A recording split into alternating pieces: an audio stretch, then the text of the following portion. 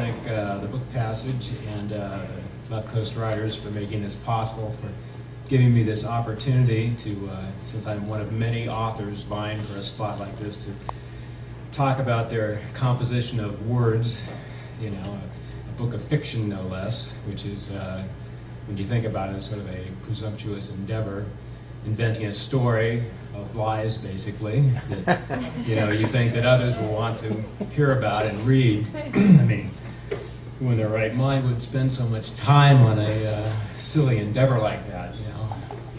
My wife wonders constantly, myself included sometimes. Well, for the sake of art, you know, I like what Picasso said. He said that art is a lie that makes us realize truth. Now, keep in mind that Picasso painted portraits of people with two eyes on one side of the head, you know, and as if they were flounders, so, you know, his words are suspect, but still, if, you know, if there's some truth to it, then I'm on a noble quest to expose the truth. So, anyway, my latest venture is Heretofore. It's vastly different from my last novel, Exploits of the Satyr, which was a convoluted psychological thriller that, and a cautionary tale about artificial intelligence. It was, not to say that this isn't equally twisted, it's just not on the dark side of the moon, so to speak, it's on the lighter side. I like to describe it as, and it's set as a kind of a modern day Alice in Wonderland, excuse me, Alice in Wonderland, melded with the satirical humor of Catch-22. And this question I posed, if heaven exists, this realm of eternal bliss, how would it avoid becoming monotonous without a bit of conflict? Because I've always felt that life, what makes life interesting is and you know, a good book is a sequence of events, a complex mix of both controversy and harmony. So I was thinking, what could God possibly have in mind? You know, maybe a world of light comedy and a little dark humor thrown in for good measure. Anyway, I'm going to read now and try to explain myself afterwards. Q&A. I gotta get my glasses because I can't see a damn thing.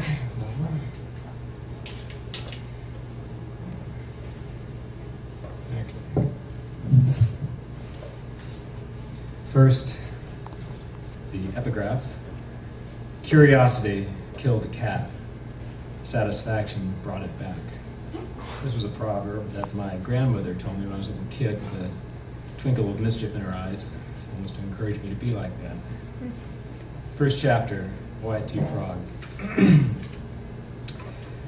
Wyatt T. Frog had observed many fascinating things in his life, but never had he seen a girl falling from the sky until now.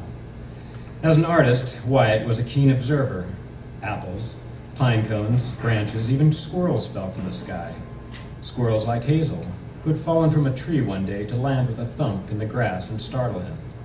She was the cutest rodent he had ever seen. Her chestnut fur had mesmerized him, along with her fluffy tail and her brown eyes rolled backwards, beautiful even when unconscious. On impulse, Wyatt decided he would rescue her.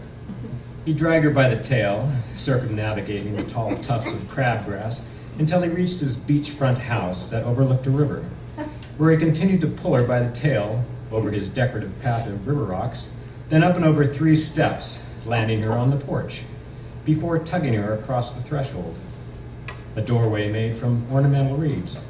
Next, sliding her like a mop over floorboards made of driftwood smoothed by sand and surf.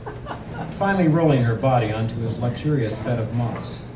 After covering her with a downy quilt, he started a fire in the hearth. He then sat beside her, keeping her warm, admiring her until she woke with a shriek. She clenched the quilt to her chest and slapped his face. He was now madly in love with her. Yes, things fell from the sky, but never little girls. What Wyatt first saw in the sky had been a flickering speck in his peripheral vision, before turning his head to glimpse what he believed to be somebody draped in a flapping red pinafore with long black hair trailing vertically in the air, like the tail of a plummeting kite. Whatever he had seen had struck the meadow with an audible thud, landing only a hop, skip, and jump away. So Wyatt hopped over to investigate. He now found himself looking down upon this little girl, and little she was, very little. not only in age, but in size. She was no bigger than a frog, which Wyatt knew something about, being a frog himself. The morning had begun so peacefully, a glorious sun wavering upwards on its journey across the sky, its yellow warmth in perfect harmony with a meandering, cool blue breeze, teasing the long stems of sparkling green grass. Wyatt had come prepared to paint, but was so enthralled by the delightful day, he decided not to apply a single brushstroke of color. He returned his instruments of creation back into their wooden box and allowed the canvas to stay raised like a white flag upon its easel, where it remained blank, surrendering to nature's beauty, willingly admitting defeat. He had tamped the grass to cushion the ground upon which he reclined, then gazed languidly into the sky, with a rebellious notion to do nothing at all, simply enjoy himself, which was what he had been doing before this little girl dropped from the sky to disrupt his quietude. Wyatt had never been this close to a human before, discounting, of course, his vivid nightmare of being captured by a gigantic boy who toyed with him mercilessly, imprisoned inside a cave of pink flesh, a blunt yellow fingernail poking him, and a foul wind blowing in his face. Wyatt had soiled himself. A godlike voice had intervened on his behalf, which prompted his captor to release and drop him. Wyatt's heart was thumping wildly all over again from the memory. He removed his black beret and fanned his face. He loosened his red cravat and opened the collar of his black velvet jacket for air. He wore these articles of clothing in honor of Delacroix, his idol, the French romantic painter whose dramatic style, artwork depicting moments of extreme passion, had offended the academic hierarchy. Wyatt was on a quest himself to offend and shake up the rigid mores of the established view. He knew enough to know he was on a quest. What that quest entailed, he wasn't sure, only that he was passionate about it. So he painted passionately, well, on most days, to attain success, at least some measure of success, to rise in stature, yet, despite all his efforts, alas, he had remained small, a frog. Wyatt's concave forehead creased in thought. He refused to let the mishaps in life or his genetic deficiencies make him bitter and ruin a perfectly good day. Trials and tribulations forced one to make the most of what one had, as Delacroix had. Everyone had flaws. The purpose for existing, Wyatt philosophized, was to rise and shine above this earthly muck, not whine. Wyatt sucked in air to meditate upon this notion. He closed the large lids of his red, protruding eyes in an attempt to summon the guiding spirit of Delacroix, who sometimes made guest appearances when it was convenient. Though never certain of this, he sensed it, certainly wishing it were true. Compelled to check, Wyatt peeked but only saw stalks of grass swaying in the wind. He massaged a spot between his eyes and muttered to himself, "This little girl could be an illusion, a specter of the mind, conjured by spontaneous combustion of disparate parts, reassembled anew, as with all works of art." He touched his thin lips with a nubby fingertip and smiled, liking the construct of his words. His next remark was voiced loudly at his critics, who gave him worse than bad reviews. They ignored him. He turned upon the blades of grass to scold and edify them by quoting Delacroix. "I spoil each picture just a little in order to perfect it." Wyatt composed himself, reinvigorated. He tightened his cravat and picked at flecks of dried oil paint, which adorned his jacket and pants, before splaying his red fingers to admire their artistic length and expansive nose. The crowning touch was his beret. He tilted it rakishly in a proactive manner. First impressions were important. This little girl was liable to wake at any moment. He was prepared to impress her. But her eyes refused to open. Mildly miffed, Wyatt nudged the pink skin of her arm with the toe of his sandal foot to help determine what it was he was dealing with. He mused. She certainly feels real. Wondering what he should do, Wyatt sought help from the sky.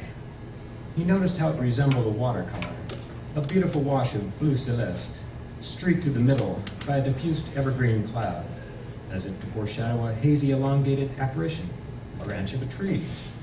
Wyatt's imagination was stirred with a genesis for a new painting, a vision depicting the magical realm, dwelling place of fairies and sprightly little girls who fell from the sky. His reverie dispersed upon hearing a voice. "Who are you?" Wyatt realized the little girl was conscious. She looked stunned, still flat on her back, arms and legs as before, like an artist model, awkwardly reclined on a divan of crushed moss. Her blue eyes were the color of robin's eggs and showed the minutest sign of movement. They were squinting at him, clearly not in admiration. Wyatt, caught off guard, began to compose himself and answer. But before he could muster a reply, she rattled off another question. "And where am I?" Wyatt smiled. "Ah, there you see. I often ask myself that very same question." The girl sat up slowly. She stretched her arms and touched her bare knees and white stocking legs. She then pinched the frilly red fabric she was wearing. "And why am I wearing a dress? I hate dresses." Her fingers ran over the spongy green stock she lay upon. "And what is this place? And how did I get here?" Wyatt raised a knobby finger. "Ah, more excellent questions. Oh my God, I'm talking to a frog." "Well, I stammered Wyatt. I do feel I've been influenced by the French, but I've never cared for that crass expression, that moniker, frog. The implication or comparison when you look like a frog," she told him bluntly. Wyatt had no rebuttal. The little girl appeared to be unharmed, which was rather puzzling, having fallen from the sky. She was busy closing her legs and covering her bare knees with her red dress. Appearances, he told her, can be deceiving. She pointed and fired off a bulleted list of his features. Webbed feet, green and red mottled skin, knobby fingers, big protruding eyes. "All right, enough. You've made your point." Wyatt removed his bray and fanned his flustered face. The sun had risen higher and was making the meadow hot. He was measuring his intakes of air, trying to stay cool, to remain calm. He smiled thinly. "I ask you, how many frogs do you know who wear a beret and a velvet jacket?" "One," she told him. "You, little girl. And I assume that is what you are." Showing he, too, could be clever, he said, "Pinkish brown skin, stringy hair, tiny nose, white teeth, pointy fingers. You are a girl, are you not?" "What else could I be?" "Any number of things. You are extremely small. I would consider that an oddity. Maybe it's not me, but you who are too big." Wyatt hadn't considered that angle. "Do you have a name?" The girl stood. They were the same height. "Cat." Ah, it made perfect sense. She was delirious. "You think you are a cat, is that it?" He was disarmed by her funny little laugh, released with such abandon. He was enchanted by the pure delight of her sound. "It's my nickname." "What is?" "Cat. K-A-T. It's short for Kathleen." Wyatt was confused. "Wait, what? Are you saying you were nicknamed Cat because of your diminutive size?" "No. Are all frogs as silly as you?" "They are not. I mean..." Wyatt removed his hat to wipe sweat from his face. This was clearly not going the way he had planned. "Now listen, I am not silly." "Then why are you wearing those clothes?" Wyatt stopped fanning himself. "Excuse me? Do you expect me to go hopping around naked? Isn't that what frogs do?" Wyatt donned his beret. "I do not." "You're funny. Your clothes, too." Wyatt flushed. He felt his high pride plummet to the status of a clown. He defended himself with a feeble, "I'm an artist of some esteem around here. Wyatt T. Frog." Cat had seen enough. She rubbed her eyes as if they were magic lamps that could grant her a wish to wake from this dream. "I can't believe I'm talking to a frog. Goodbye." She yawned as she rubbed the closed lids of her eyes. When she reopened them, she saw things had not changed and scrunched her face with disappointment. "Hello," again. Wyatt followed her wayward gaze. "I, too, find it equally puzzling that I'm talking to a little girl." Cat pretended to ignore this huge frog. But his splayed red toes were protruding from his sandals and tapping the ground. She bent down and touched the green plumes, semi-transparent and spongy, upon which they both stood. She was tempted to ask what it was. "Moss," said Wyatt. She looked into the oblong pupils, before glancing away at his bulging red eyes. She was surrounded by stalks of green, tall greenery. She rose to the tips of her toes, but could not see over the top. "I'll wake up eventually, I guess." "You did just wake up." This got her full attention as she stared back at him. With a cavalier smile, a tip of his head, and a touch to his beret, Wyatt said, "Sweet dreams, good day." He departed by hopping over the hedge of grass. "You may follow me, if you wish." "Follow you? A frog? I don't think so." Cat folded her arms and refused to accept this nonsense. But quick to comprehend, she didn't have a clue where she was, how she got there, or why she was standing on a mound of enormous moss inside a forest of grass. Cat burst through the curtain of greenery and chased after him. "Wait!" His trail was erratic, since Wyatt tended to leap after a couple of steps, which left only traces of trampled grass as an indication of his route. The tall stalks of grass tickled her nose as she pushed through. Each stem had fibrous hairs as ticklish as eyelashes and as sticky as a spider's web. She rubbed her face and shouted, "Come back!" She broke through the forest thicket and came to an open space, a meadow. The day was warm, but Cat shivered and hugged herself, pausing to look into the depth of blue sky. She was on the verge of tears. "Mr. Frog, Wyatt, I'm sorry about saying those things, about you being silly. She shrieked as something sticky sealed her mouth and grasped her arm. She was pulled into a thicket and pinned to the ground. "Stay still," hissed Wyatt. "Oh, it's you." "Shh!" Wyatt held up a fingertip to his lips. "What are we doing?" she whispered back. "Shh! Are we playing a game?" "Shh!" His finger pointed upwards as a shadow passed over them. Cat had the presence of mind to keep her mouth shut, but was curious to know why they were hiding and the cause of this darkness. When a horrid noise erupted, causing Cat to cover her ears, she wasn't sure she wanted to know what it was. The racket finally faded away. She wasn't comfortable being face to face with an enormous frog, who had bulging eyes and whose eyelids were squinting, indicating he was still leering. She noticed 2 bumps between his eyes, also holes, and realized they comprised the sum total of his nose. He had skin that was iridescent and stippled, green above his wide mouth, white below. He pursed his lips. After a few seconds, his mouth parted to emit a subdued croak. "Okay." Wyatt stood and brushed off his clothes. As he emerged from the thicket, Cat did the same.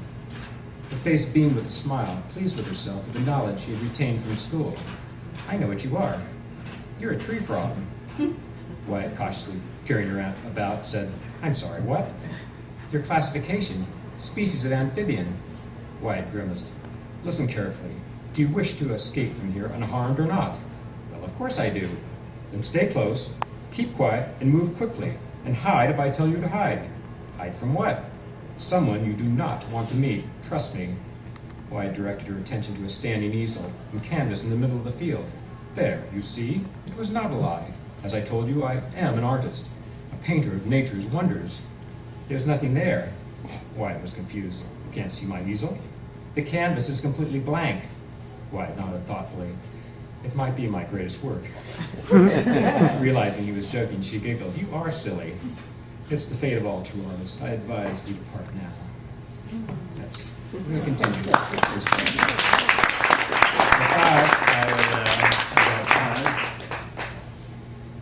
YT Frog. Next one, Riley Crow. Riley Crow was navigating the morning sky on a routine mission over Evelstad. I get dry.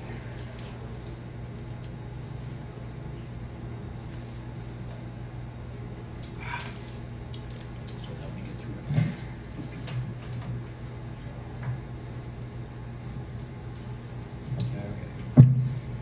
Okay. Riley Crow was navigating through the morning sky on a routine mission over Evelstad, scrutinizing the rivers and surrounding landmass. He was constantly on a search for signs of insurrection and ready to take action. He was flanked by a squadron of crows, 3 on each side, all following his lead. Without warning, a bright red object shot through the sky to strike the earth. Riley thought it was a meteorite at first, but no trail of smoke was detected. He dove down to investigate the meadow, with a squadron in tight formation, swooping over land which appeared unscorched. Animals scurried into hiding, alarmed by his presence. Riley's objective on these missions was to stir things up and let the lowlanders know they were under surveillance. He took pride in his airborne unit, a disciplined mob, uniformed in black, shiny wings as tough as leather, but as elegant as flowing capes. His tapered beak and booted claws were polished, weapon sharp. They wore helmets to keep themselves hooded and protected against the harsh elements. And to guard against flying debris, their deep-set eyes were goggled.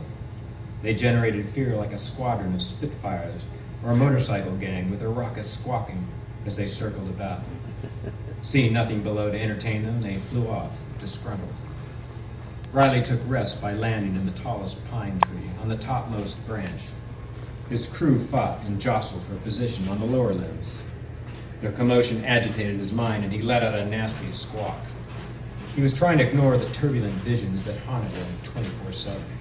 He found it impossible to sit still long. As hard as he tried, he could not shake the strange notion that he was something other than what he was, a crow. He pecked at his feathers, as if to fix and disguise visible flaws. obsessively inspecting for chinks in his armor. Any sign of weakness could destroy his leadership. He had a phobia of losing power, which he sensed was mentally eroding him like some poison, eating away at his churning gut, too. He flinched at the phantom flickers of gunfire and screams coming from nameless faces smeared like blood across the dark interior of his mind, causing him to lurch off the branch.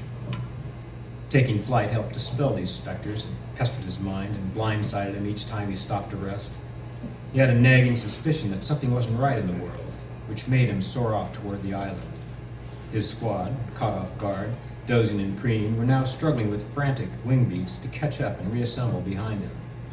Riley's instinct had proven correct. A breach in security was in progress. He spotted Wyatt T. Frog aiding and abetting the enemy, attempting to smuggle a foreign entity dressed in red through the gates of Evelstad. Cat was running to keep up with Wyatt, who was nearly midway across the bridge when Wiley swooped down in front of them. He made his grand entrance, theatrically costumed in his flowing cape, as if alighting onto a stage, landing with aplomb to intervene. His cronies clattered behind him onto the bridge's railing and walkway. With a critical glance at his supporting cast, his chorus of buffoons, Riley tucked his wings behind his back and looked darkly upon the intruders, through the mast of his hooded eyes. Well, well, well, Riley squawked. Wyatt was annoyed by the intrusion. Get out of my way. And what have we here? A girl. I found her in the meadow. You found her? Like a stray pet you decided to keep? She's lost. I'm trying to help her. Well, I see that, Riley said pointedly. You know the rules. Your rules, you mean. Precisely. With no further explanation needed, Riley poked his beak at Cat for a closer inspection, startling her. Leave her alone. And why would I do that? Riley circled Cat. This creature does not belong here. Back off, said Wyatt. Look how tiny she is. Riley, taller than both Wyatt and Cat, lowered his head and poked his nose into her face. The operative word here is small or little, petite. Wyatt stepped between them. Point taken, Riley. Her size and appearance here is unusual, I agree, but... Caha, you agree. She's not one of us. Wyatt appeared nonchalant, but his fingers balled into fists into his pockets. Stop trying to win all the time. Homeland Security is about winning all the time. Riley's beady eyes darkened, challenging Wyatt with his militant squint. I was going to continue on, but I don't think I'm going to be able to read as many characters, so I'm going to jump to, if you don't mind, Izzy Beaver. This character here. How are you doing on time? Okay. We're still here. I think I am too. Okay. We want to know it was the crow that was squawking when they were hiding. That was the crow. That was The crow, yes. All right. You could have said, go get the book. Izzy Beaver was seated in a wicker chair on the deck of his grotto lodge, which was situated in a cave beneath a cliff and reinforced by an infrastructure of timber. His self-made home had a most unusual view. It faced a sheer wall of cascading water. This constant fall of water created a humid and misty climate, an atmosphere Izzy enjoyed. The roar of white noise complemented the hideaway ambience of his home. His fingers were crooked around a mug of steaming coffee, while the sharp nails of his other paw were clasped to a cinnamon biscotti, being gnawed by his protruding incisors. His sanctuary was abruptly ruptured by a contraption tearing into the sparkling liquid curtain, accompanied by a garbled yelp, which came and went. Both object and sound were obliterated and drowned out by the waterfall. Izzy spilled his coffee, dropped his biscuit, lurching to his feet. Son of a clips, he groused, shuffling across the deck to clutch the railing only a short distance from the downpour of water. Tartan feathers! He grasped the railing and tore his claws into the wood. He ground his teeth, griping incoherently while glaring into the wall of liquid. He was exhausted. He had worked through the night installing another hydraulic wheel to the power grid and was in desperate need of some sleep and peace. Damn it all, he grumbled, prior to diving into the thundering force of water to rescue whoever it was who had fallen. After a downward pummeling, Izzy regained his equilibrium and maneuvered his way through the rapids. His vision wasn't the best, but underwater, Izzy was adept at swimming around these rock-solid obstacles and avoiding collisions. He spotted a whirlpool of light up ahead and surfaced within a relatively calm pocket of shallow water, which was where he found Angelo Iguana, along with the debris of wreckage from some contraption scattered upon an inlet of sand. Izzy swam up to Angelo, whose pale green body was twisted and impaled against a jagged rock. His bright orange jumpsuit was torn, the sleeves shredded. His legs were badly injured and half his tail was missing. He appeared to be unconscious. Izzy ascertained from the wreckage, spotting fragments of a propeller and segments from what appeared to have once been wings, that it was the result of another failed adventure to attain flight. "Rudder sucker," he cursed. He slapped his tail flat upon the sand, angered by his friend's reckless disregard for life and limb. The contraption his friend had built was beyond recovery. His breakfast and morning relaxation was also unrecoverable. But ingrained with a commitment to duty and a strong work ethic, Izzy lifted Angelo's head to apply mouth-to-mouth resuscitation.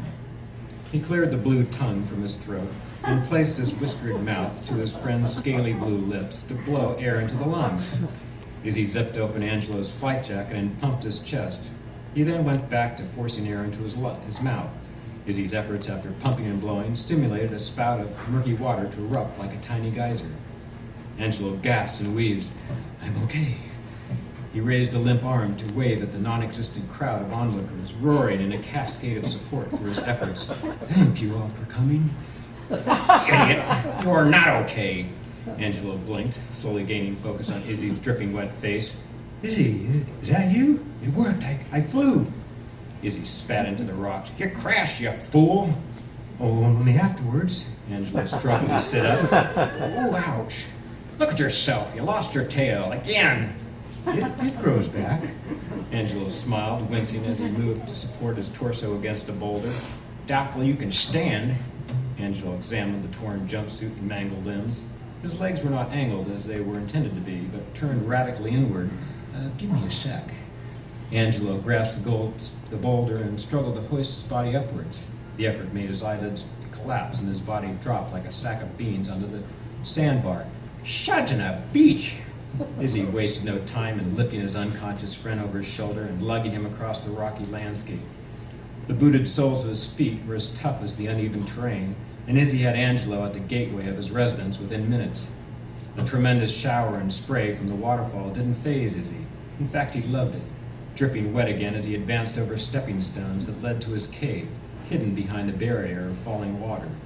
He laid Angelo down upon floorboards inside the cage of a hydraulic elevator. The mechanism was constructed from renewable parts of wood and twine and metal.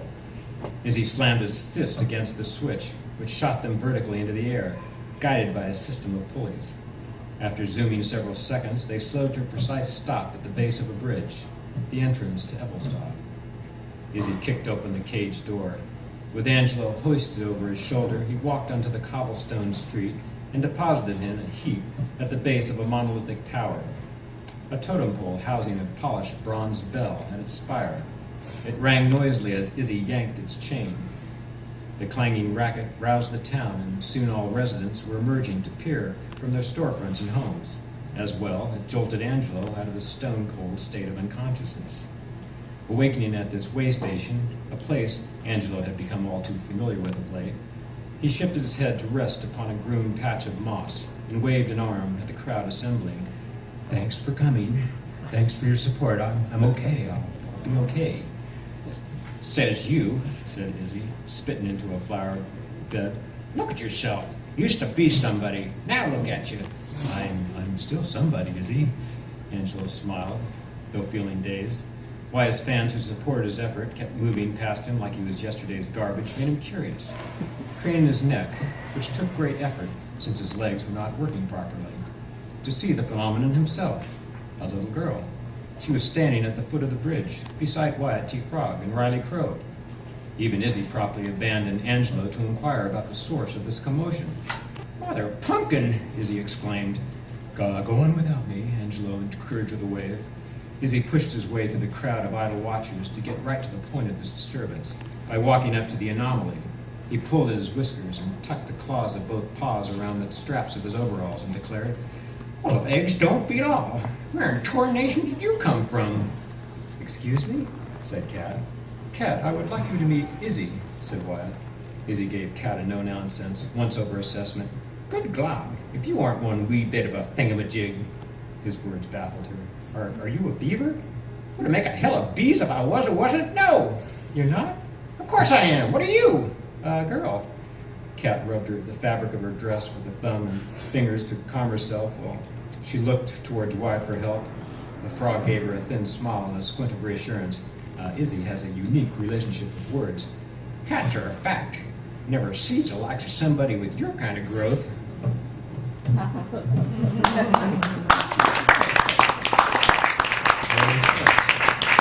There's just a little detail. All right. Time for one more short one? Yeah. All right. This is Wick Weasel. Takes more. Should have picked a rainy night to do this, Todd, then you wouldn't be so thirsty. Next time. Yeah. Okay. Wick Weasel. Wick was a weasel. Everyone knew he was. Yet the inhabitants of Evilsdog accepted his obsequiously egotistical mannerisms and motives and political ambitions because he was good-natured. Always on the move, wringing his hands and shaking other hands, constantly darting his long snout left and right, as if on the scent for a new vote. As the Prime Minister, he was eager to please, if only for show. He was leery of everyone and viewed his constituents as potential rivals, as challengers who wished to unseat him from his seat of power, which was pure illusion on his part. He had no real power, and no one wanted his job. Wick had been sworn into office as Sedgwick, Esquire Burr III, a name no one recognized. Everyone knew him as Wick, and everyone called him Wick and knew him by that name. Being the Prime Minister made him a popular figure, which he liked, being popular. Likewise, he disliked being called a weasel. Felt unpopular, apathetic. A weasel, by implication, was someone who had a reputation of backing out of situations and commitments in a sneaky or a cowardly fashion. So to dispel this myth, Wick made public appearances to appear just the opposite. Presiding at holiday parties, fundraising events, baby showers. He made speeches in parks and town halls, and at graduations, anywhere he could speak into a microphone. He loved hearing the sound of his amplified voice. He kept his whiskers neatly trimmed. Each article of clothing was impeccable, of the finest quality, tailored to flatter his elongated torso and short legs. His quick smile and dashing wit won hearts and indecisive minds. When the Reverend Darrell Puma, his oldest friend, was recently interviewed by a reporter and asked about the Prime Minister's tendencies to equivocate on matters of importance, the Reverend laughed augustly and stated, "Ah, yes, well, and I propose if ever there was a debate on creation, I can assure you Wick would find a way to suck the yolk out of the topic just like an egg and manage to leave an inert shell with the image of God intact, with everyone pleasantly scratching their heads." Wick was tickled by this quote and was squirming pleasurably in the nest of his cotton blankets and silk sheets, unwilling to rise and get dressed. The morning newspaper had arrived tightly rolled upon a tray with his continental breakfast of coffee, fruit, and cereal, with the pages now strewn like autumn leaves over the undulating hills of bedding. He was drifting into the warm waters of unconsciousness, submerging into a wet dream, when the commotion outside roused him awake. Sunshine had filled the room. He scratched sleep from his eyes, sat up, set his feet on the floor, and slipped into his slippers. Finding his spectacles on the nightstand and attaching them behind his ears, he slowly stood, establishing balance, before shuffling in his pajamas to pull back the curtains and peer out the window. He was alarmed to see a crowd assembled in town square. Disturbances of any kind disturbed him. Next came a rapping at his door, which caused his heart to skip to a faster beat, towards panic. "Yes? Who is it?" "It is me, sir. There is a frog at the front door." "A frog?"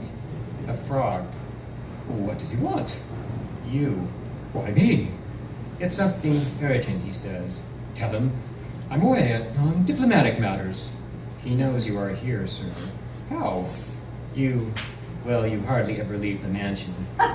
Is it that obvious? Then tell him, sir, To wait in the parlor while I get dressed. No! No. Tell him I'm at work in my study and I will be down soon. And for him to wait in the parlor.